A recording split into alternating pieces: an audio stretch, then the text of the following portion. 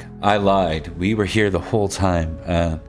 We're here with the Council of the Worms. We're doing a new project with this very old piece of intellectual property by TSR, before the days of Wizards of the Coast. I'm Bob. This is Mark. Cat's Meow. Welcome in. We're doing a little mini project that may lead into our goal is to turn it into a longer project, but the longer project may or may not be streamed, yet to be determined. What we are doing with the small project is we're looking at a 5th edition fan rendition of Council of the Worms, and we're going to see if we can turn that into our own game about playing dragons over a number of different ages. Mark, did you want to add anything to that description as far as what we aim to do with this project? Mostly the things I kind of want to put forward are the kind of inspirations we have with these, how we want the game to work. The idea of different ages, of course, being similar to that in Pendragon, but allowing the dragon characters to essentially grow up throughout these ages, experiencing life as the beginning of a wormling all the way to like an elder dragon dealing with brand issues within the world.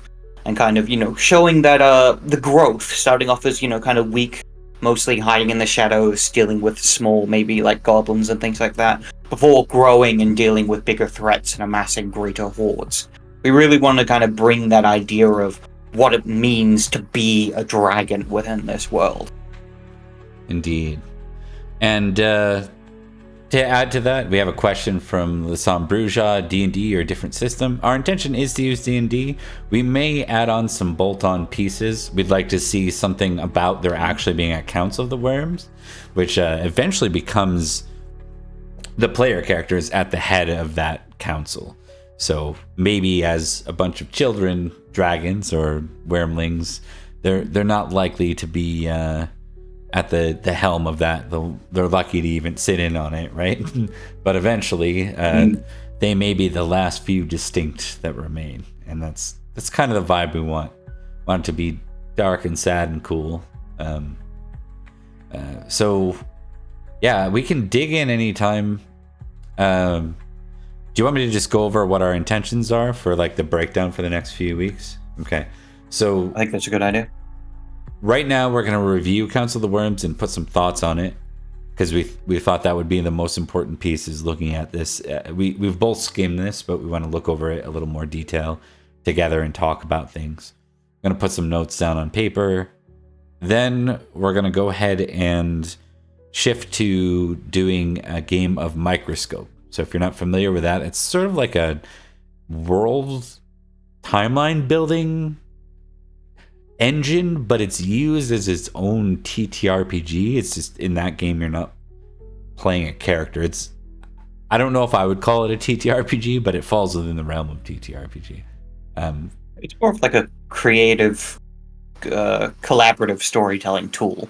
Yeah, exactly. And so you're telling the ages of a world, and it's called Microscope because my understanding is you can zoom in and out sort of through the game loop. You can zoom in as far as you want, out as far as you want. Our goal with our Microscope, which we'll play in like 2 or 3 sessions, is to get to the point where we've defined the ages that we're going to play through, and we've zoomed in on enough points where we're happy with the framework. So it won't be the exact Eo's Blood Island dragons. We'll make our own sort of world, or maybe we'll go off that. We'll leave that for the Microscope play.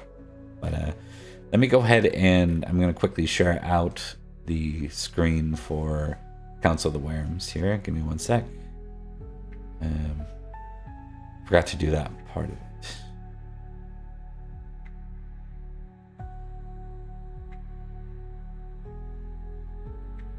Oh, that's not what I meant. Ignore me.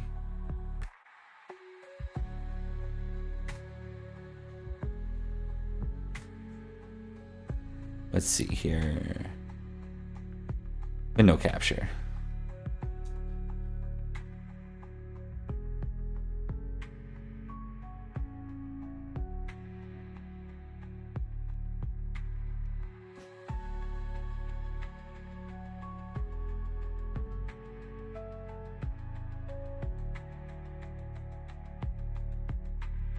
You're not going to see our faces for a second, but I will quickly fix that.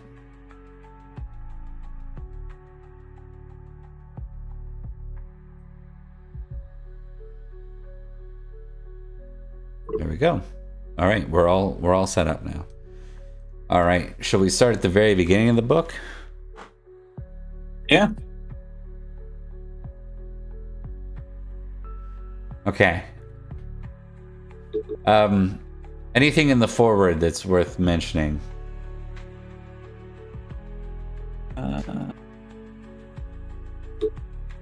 I mean, other than credit to the people that have made this, the designer and the editor, and everyone else that helped out for it, because this is a pretty cool project.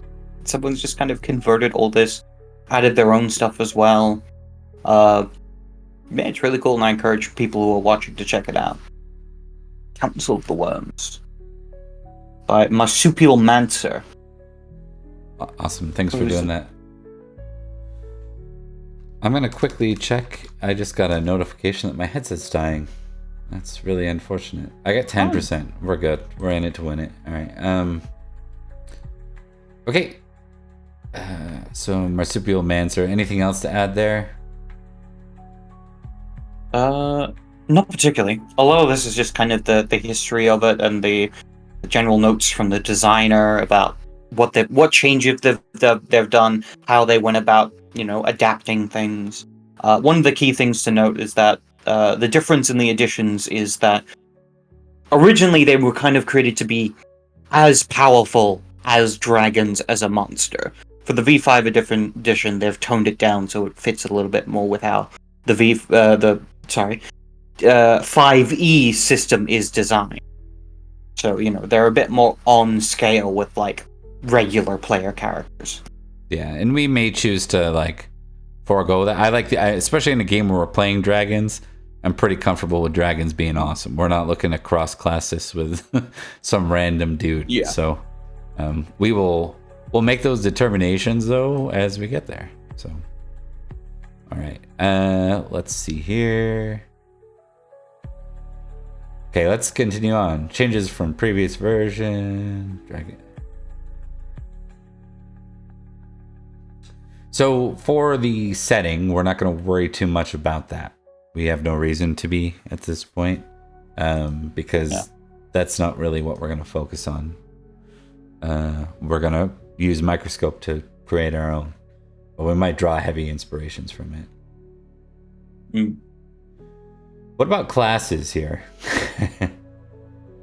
Well, I think because one of the things I'd want to touch on before we move on to classes is that they have a whole section in So You Want to Be a Dragon, kind of going into a lot of it is about the rules and stuff, the different types of dragons. You got your classic D&D 5e, chromatic, gem, and metallic. Yeah, indeed. They also have some notes in here about the different clans of the specific types, which is connected to, I think, the lore of the island itself. Indeed. And I know that at least Dragonlance for sure had metallic and chromatic dragons. I don't remember if gem dragons were part of that setting or not. So I'm trying to remember which it was, because gem dragons was brought into D&D 5e by Fizban's Guide to Dragons or whatever it was.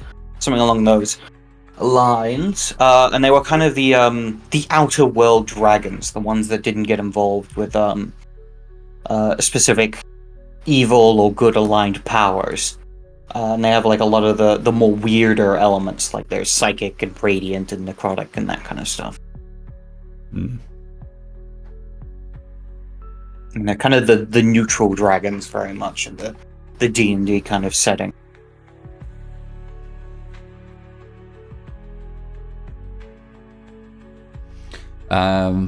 Anything you want to go over with the dragons that stand out? Let's maybe look at the chromatic dragons first. Well, actually, let's go to the Wyrmling, Young, Adult, Ancient. Are we pretty comfortable with... I'm not worried about their attacks. It's something we can get to, but are we comfortable with those being the ages? I think so, because I think generally it neatly sorts everything into basically 4 categories. And it's like your different player levels. Like, for example, Wormling is like 1 to 5, Young is 5 to 10, Adult is 11 to 15, or whatever, and then Ancient is the rest of the way. Indeed. Going into chromatic dragons, anything you want to say about? Like, let's dive right in. Let's go to the black dragon. All right. So the main thing of how these are set up, from what I can tell, at least for the chromatic dragons, is they get special ability, and then they have a proficiency in a skill, and then they have a breath weapon, and then finally a resistance. That's how pretty much all the chromatics are set up. For example, with the black dragon, they get amphibious, so they can breathe in air and water. That's like their special skill. Swimming speed. They also get naturally stealthy, just get a free proficiency in stealth. And then they have breath weapon, which increases as they level up, which I think is the usual in 5e. Mm-hmm. And then their resistance. Indeed. Which is just their own breath weapon, resistance to their own breath weapon. Which is, I think, all of their resistances. Yeah. All right. Pretty much. How do you feel, like, before we dive into each individual one, were there any that stood out in chromatic dragons that you thought weren't like what you would think of when you think of, or that stood out as problematic, I guess? Not particularly. These all seem rather right along the D&D lines. Yeah. Yeah, it's right along what you would think for like a 5e campaign. So basically, I think any of these could easily be slotted in as in a regular campaign if someone really wanted to play a dragon. Of course, not perfectly, but if anything, they're probably actually a little bit weaker than the standard players. But I think that are player races. But I think that's going to make up with some of the mechanics later on. How do you feel? Gives them a bit of a boost. How do you feel about a stereotype-oriented mechanic? Like something... I know that a lot of these dragon colors in D&D were meant to have certain sort of personality pieces to them. Like stereotypes in their personality, right? Natures almost, like that make them like... Yeah. You know, and then you play a role-playing game and obviously you want to allow for flexibility. But I think it'd be cool. I know they have a flaw-like system in this, which is great because it's already going beyond what D&D does. Yeah, I think there'd be something interesting we could do with like a stereotype mechanic, and maybe it's not just play into your stereotype, get advantage. Maybe it's something nuanced. But do we want to earmark that as something we want to do? I think that's a good idea. Again, very much the chromatic dragons are built to play into their stereotypes. At least some of them are. Specifically in the case of like the green dragon and the red dragon. For example, the red dragon's all about, intimidation and power. And, they're the self-proclaimed monarchs, say. Very much the domineering. And they're kind of built for that way, getting like proficiency in intimidation, and they get their special ability incandescence, which is where they can just kind of burn shit. Suffer fire damage equal to their proficiency bonus, which is actually quite tame. I would have thought it would be a bit more, like a bit stronger. Which one? The incandescence of the red dragon. Oh, yeah, it's red. Yeah.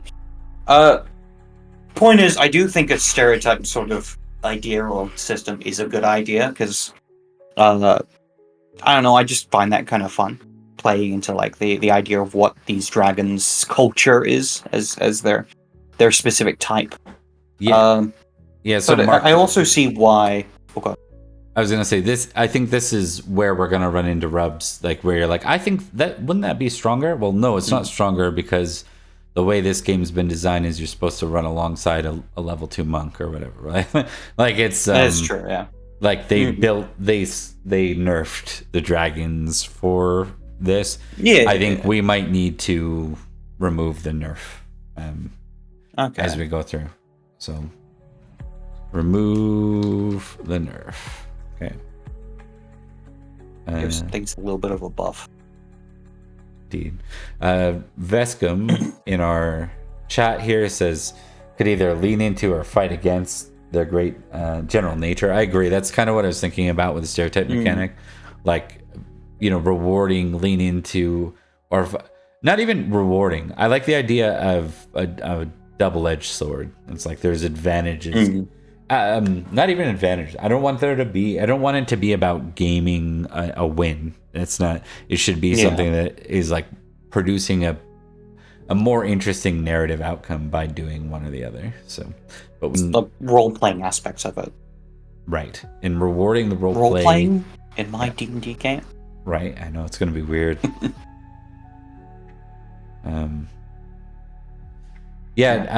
Speaking of weird, do we want to move on to the gem dragons? Yeah, let's do it. We're just having slight communication time gaps, but way back they mentioned classes, and I think we should go back and read that because it's like a warning right after the forward. Sure thing. Down in classes under changes from previous version. It mentions power reduction then classes. So you may remember that the previous version did not bother with diving deep into dragon class mechanics, giving them a very broad recommendation, if one was given at all. Some questions and criticisms were lobbed over the years since the previous version, about why this was done this way and why, for instance, whole new classes were not developed. Class design is a messy business. It's important to understand that the Core 5e edition classes exist in their current fashion because they were rigorously play tested. Many community offerings are not simply because they lack the resources and time, and an imbalanced class is way more destructive than an imbalanced character ancestry. However, it's obvious that not all class features play well with dragons. As such, this chapter on classes presents an alternative feature to replace those that make little to no sense for dragons. Okay. So that is something we'll have to work with, is when we're allowing classes, making sure you don't have like these stupid there's nothing worse than when someone goes like, oh, well, I want to play that, and it just completely breaks like the narrative cohesion of what's making sense in the world, because it's like they found a loophole in the mechanics. Sometimes it's not even power gamey, it's just them kind of wanting to force in something that doesn't belong here. So we need to probably find a way to do like when we get to the D&D portion of this game, it's like cohesion and verisimilitude over nonsense, basically. Yeah. Which can be hard with D&D. So, all right. Chromatic dragons. Metallic dragons, right? Gem dragons. Gem. There we go. The weird ones. Yeah. I don't know a lot about these, so I'm going to read these as we go. Yeah, all these are like the first one, the Amethyst Dragon, their like element is force and psychic.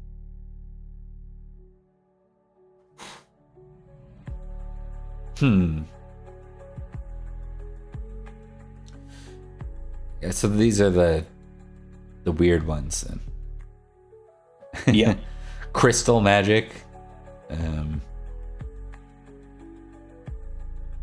Disorienting breath.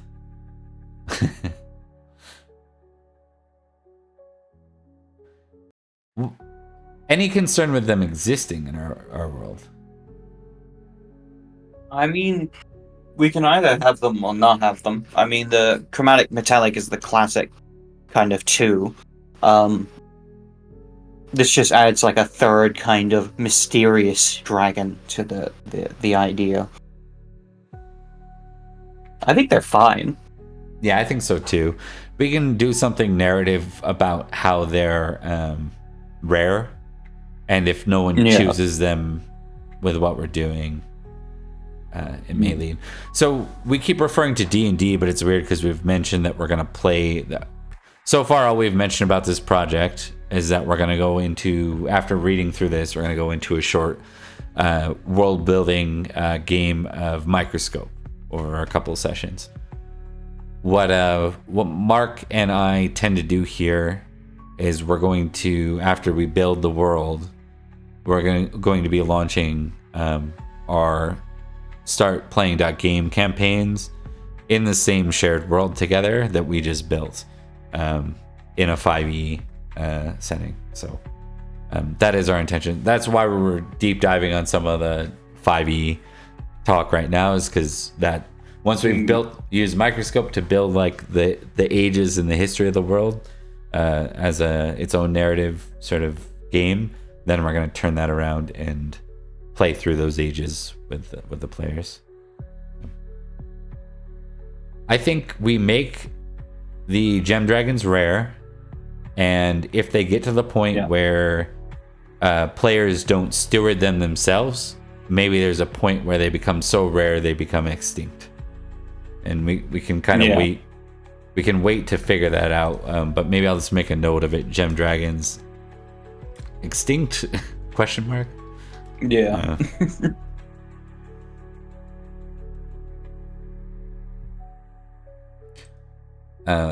Because they seem fine enough. The quantity of them running around would be a little more weird, I think. So yeah, eventually all dragons, too many dragons running around will be weird. But metallic dragons. Now these ones are interesting because they actually have 2 breath weapons, like their counterpart in the 5e monster manual. Interesting. So all of them will have like, for example, the brass one has like fire breath. They also have sleep breath, and because of that, they don't get an extra ability or a extra proficiency. So that's kind of the trade-off for the metallic dragon. Interesting. Okay. You know what we could do, Mark, if we don't like the idea of, well, we can talk about that. But if we're playing a game where we don't want to go through and make all of these things stronger, we could make everything else weaker. This could be the baseline for dragons, and then we go from there. It's an option. We can explore that as we go. I'm just noticing some of these breaths. They're literally designed for like this dragon running around on the same map as a player amongst the party. Like absolutely. Yep. Maybe it's just a multiplier or something. Maybe we can find something that would allow us to be I've gotten a few ideas that might work in that regard. In terms of like multiplier or dividing, the monsters. At least the ones that aren't supposed to be as powerful as them. Yeah. And also the idea, I'm sure we're going to have random humans running around as characters at some point too. So like maybe everyone in this world has 10 or less health, save for dragons and monsters. Yeah. You know what I mean? So, and maybe there's like demigods and stuff like that, but like anything mortal is just like 10 hit points or less. I mean, to be fair, like I think the commoner stat block has like 4 hit points or something. Yeah. I remember it not being a lot. But even if you get like a warrior hero out of a thing, he might have 12 hit points. Even though he's level 5 or whatever. Just that would be the ultimate downgrader to everything. Is if we just made hit points low, then it would be super easy to deal with. So I just had the idea of the humans creating superpowered like Witcher type dragon hunters and shit like that. Yeah, and great NPC villain monsters, basically. Monsters. Absolutely, yeah. We agreed no half dragons for player characters to begin with. Yeah. This is a game about dragons. We'd like the players to be dragons. Because it's kind of like going into a game being like, hey, we get the chance where everyone gets to play vampires in a D&D setting, and it's going to be great. We're going to have like castles and stuff like that, and somebody like, can I play a vampire? Yeah. Can I just not have the weaknesses of a vampire? Which I get. I do get that, but this is not what we're after. Yeah. And then there's mention of the replacing skills, which we can go over later. Balancing breeds.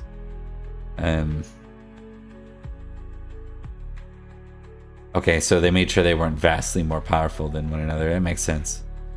Yeah. I propose we skip classes real quick, because these are more or less just the V5 core classes, right? Essentially, it's just them, but they've given the suggestions of what you should change. It's more like a list of addendums rather than actual paths or classes. Yeah, and maybe we are very, very careful, because subclasses where I maybe just PHB only, because I'm not sure this game factored in every single supplement with every strange subclass, and you know what I mean. So true enough. Yeah. I think that's a good idea. There's maybe like a few I might be willing to give ground on if a player really wanted to. Yeah, by special review. We just make sure they Well, fit it's also mostly because a lot of the newer classes are just better because they've actually had time to actually design them. Look over what went wrong with the other ones. Yeah. I'm going to zoom down to the natures section. So this is pretty cool because this is sort of like, this actually provides roleplay, which is awesome. Yeah. So well, natures is essentially the replacement of backgrounds, which I think makes a lot more sense to be like, what was your dragon in the past? Oh, I was a farmer. Why would a dragon be a farmer? Yeah. Yeah. Ambitious, avaricious, bravo, caretaker, city Wyrm, explorer, idealist, inventor, mediator, overlord, savant, predator, stalwart, wilder.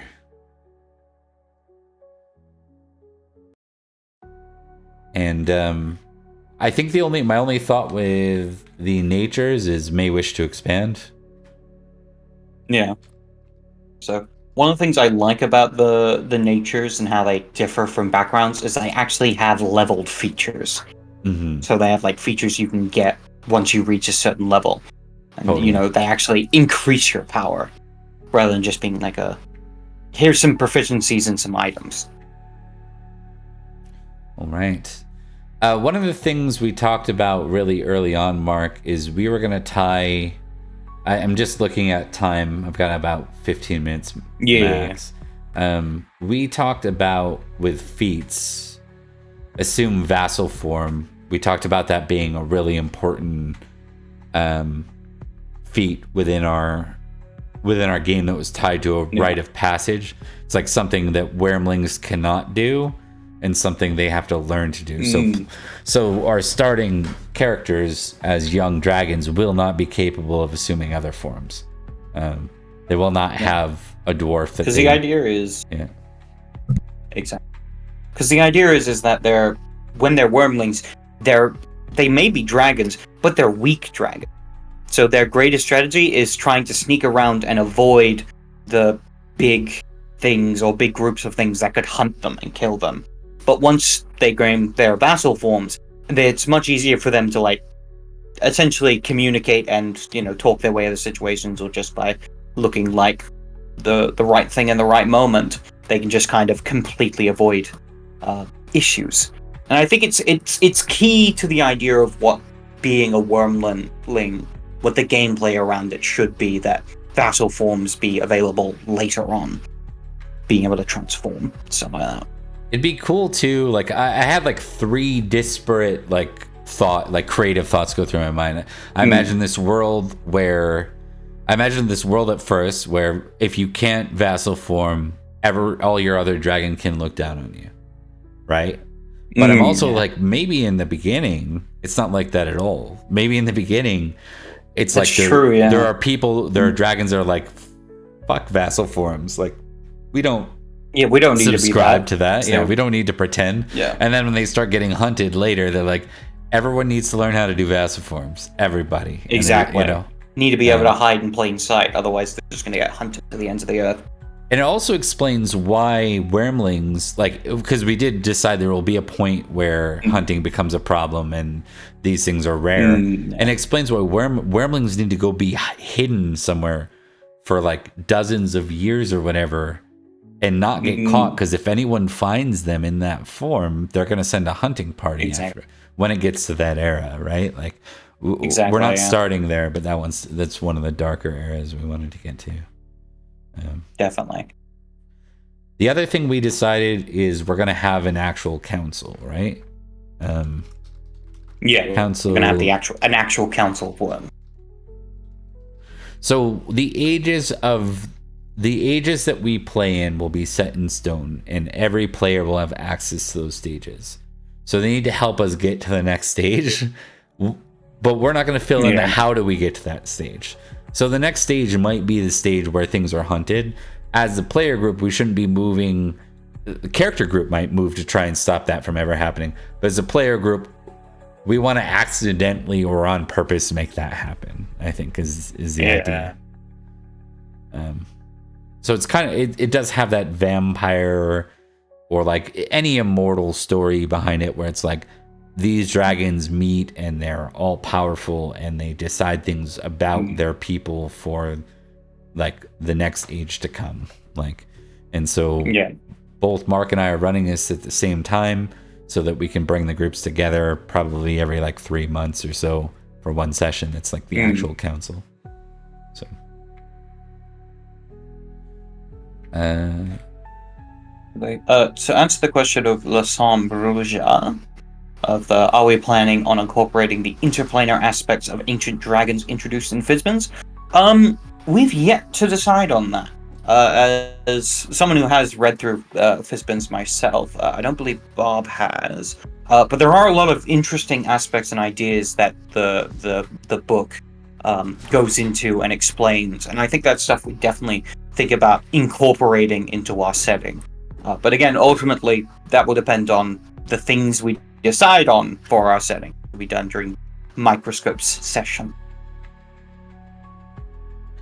Exactly. But there are, also for your other question, there are indeed dragon bloodline sorcerer dragons.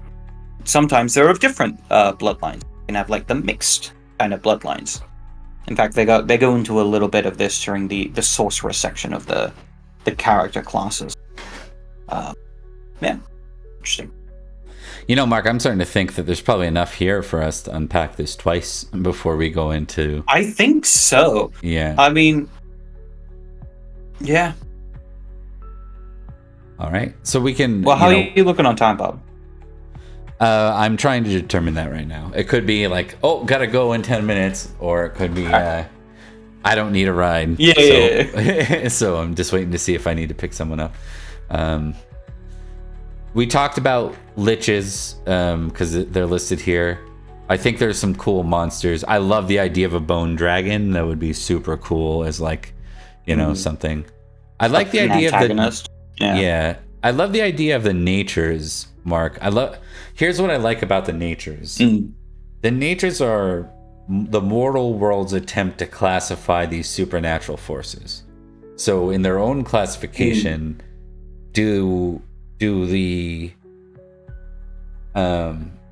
chromatic dragons tend to be, is that the right word? Metallic. Do the metallic dragons tend to be good and the chromatic tend to be bad?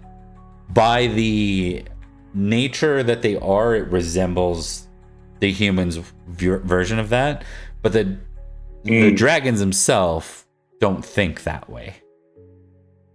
You know what I mean? They think in a more primal aspect. Like they don't think this good, this bad, or this evil as much. Like, not inherently. I think it'd be cool for it to be more like, that's what the mortals call it, sure. And yes, that leads to like more conflict more often between the metallic and the but it's not inherently. It doesn't mean that a chromatic and a metallic dragon can't sit down and have a reasonable conversation or even be in the same cohort together, like working through something. So. Well, ultimately, the ideas of morality changes for creatures that live far longer than any like humans or anything like that. Yeah. So they don't have the same values. Yeah. Which isn't my way of running every game, but again, I did make a reference to Vampire, and I will back that up. That I think there's a little bit of moral relativity in what we're going for here, because these are meant to be something more primordial. They're elements of the natural world and the world itself. Indeed. Also, I like the idea of having a game where like the humans are strange and alien. Don't make a lot of sense to the dragons. I think that'd be interesting. So there are level limits too, which is really handy because that helps, you know.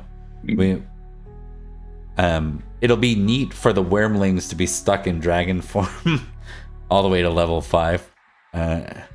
Absolutely. Right. Because I think that first age, I wanted to feel very like the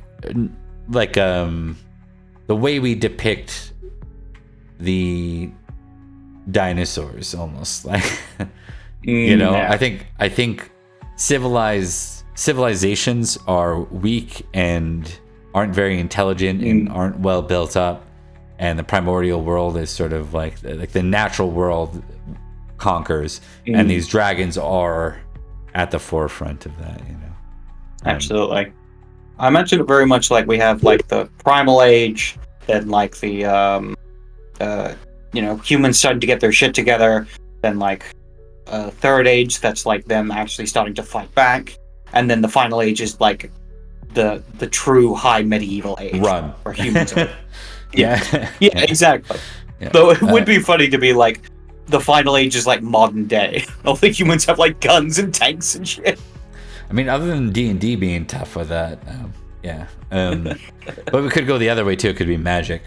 Could be like that is true. Like a Magic Tech or Final Fantasy type future. Did you see anything else in here that's super like worrisome? Or like needs a huge hack, basically. Not particularly. Everything is like pretty standard. I like the idea of the hordes. It's something that we're gonna have to keep in mind for this, because like basically the idea that like if you don't have as much horde as you need for whatever rank you are, you start to gain levels of exhaustion, and then eventually you die through that. So the idea of like theft being this really bad thing, that if a human sneaks in and steals part of your horde, you need to go get it or you're gonna die. That's such a cool idea, and like even if we don't play it out that exact way, the idea of putting a mechanical reason between why do dragons need treasure in most things, right? So I'm not sure about dying. I like the idea of exhaustion leading to like a sleep that leaves you vulnerable, though. Like that's pretty cool. Like the idea that you can be effectively the equivalent of put out of the game until the next era by not managing your treasure, by not going being to deal with low, it. I imagine like wormlings don't necessarily need a treasure, or maybe they have like a shared treasure that they do, or a family treasure that they support. Yeah, you know. I think definitely the idea of having a shared treasure for the beginning of the game, and then as it goes on, they develop their own. I also it also gives them a reason to form bonds at the beginning. I like the idea too of like ancient 700. Nah, like I think we should make the ages when we figure out our game. The ages are literally the time between this and this and this and this and this and this. Yeah. It's almost like to be ancient, you have to have survived from the beginning of the game. Like absolutely. Yeah. that's another thing I think we'll talk about is we probably won't make people start from scratch at Wyrmling if they die. It's not necessarily that game. Yeah. But I do like the idea if you lose an ancient dragon, you're not coming back as another ancient dragon. You're coming back as an adult. Yeah. Like one level down makes a lot of sense, you know? Like, or one rank down makes sense. Especially at like the point they'll be at if they survive ancient dragons all the way to the end. Because that'd be kind of insane. I mean, like, play in regular 5e once you get to like level 17 or higher is already fucking insane. Mm-hmm.